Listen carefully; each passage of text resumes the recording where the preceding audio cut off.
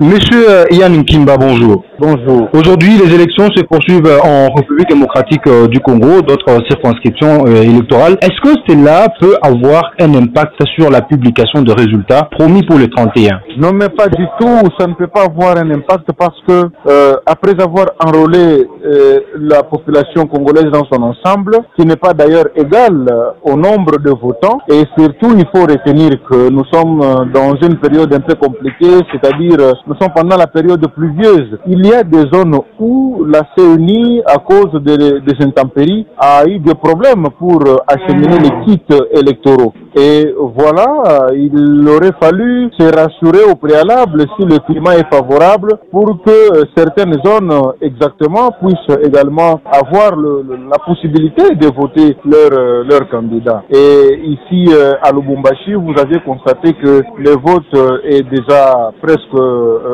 fini. Et voilà, nous pensons que dans d'autres zones, la CENI s'est quand même évertuée à trouver des moyens palliatifs pour que effectivement certaines zones puissent aussi connaître la procédure électorale. Et je pense que au-delà de tout, la période climatique ne nous a pas effectivement favorisés. Mais cela ne peut pas entacher ou remettre en doute le processus électoral, puisque toute la population congolaise dans son ensemble, ceux bien évidemment qui sont aptes ou qui ont le désir d'aller voter, vont sans doute le faire. Et je pense que ce processus a été pour tous les Congolais et non pas pour quelques zones seulement. Monsieur Yann Nkimba, aujourd'hui on a l'impression que les élections qui continuent, d'aucuns pensent que c'est pour favoriser la fraude. Comment commentez-vous ces allégations de fraude électorale dans certaines circonscriptions? Non, mais il faut aussi retenir un aspect aussi important, que c'est vrai que l'œuvre humaine ne manque pas d'imperfection.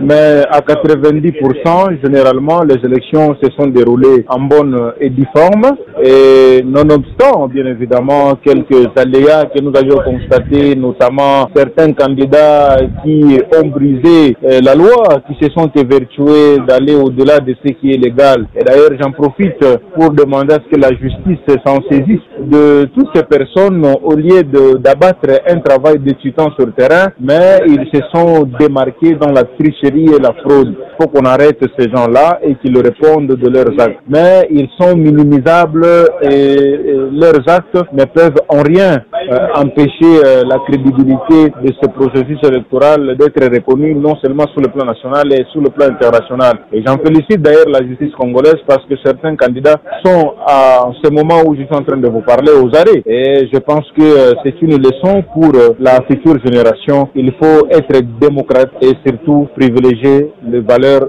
républicaines. Le président de la CENI a promis d'annuler certains votes dans certaines circonscriptions par faute de machines qui ont été caillassées par la population. Est-ce que cela ne pourrait pas mettre encore du poutre au feu? Justement, c'est exact, chers compatriotes, parce qu'on ne peut pas comprendre que certains individus soient manipulés pour de fins politiciennes afin de saboter le processus démocratique. Il y a eu certains Congolais qui, au regard de l'échec lamentable de leurs candidats, se sont permis de caillasser, de détruire les machines à voter dans certaines zones. Et je pense que la CENI a le pouvoir plein d'ailleurs d'annuler dans certaines zones l'électorat pourvu qu'il n'y ait pas entachement. Et je pense sincèrement que je suis aussi de ceux qui pensent que certains Congolais méritent quand même une discipline et une formation sur la valeur de la République. C'est triste de constater que certains Congolais se sont permis de saboter l'œuvre d'un processus qui soit aussi démocratique comme les élections qui nous donnent l'image d'une indépendance totale.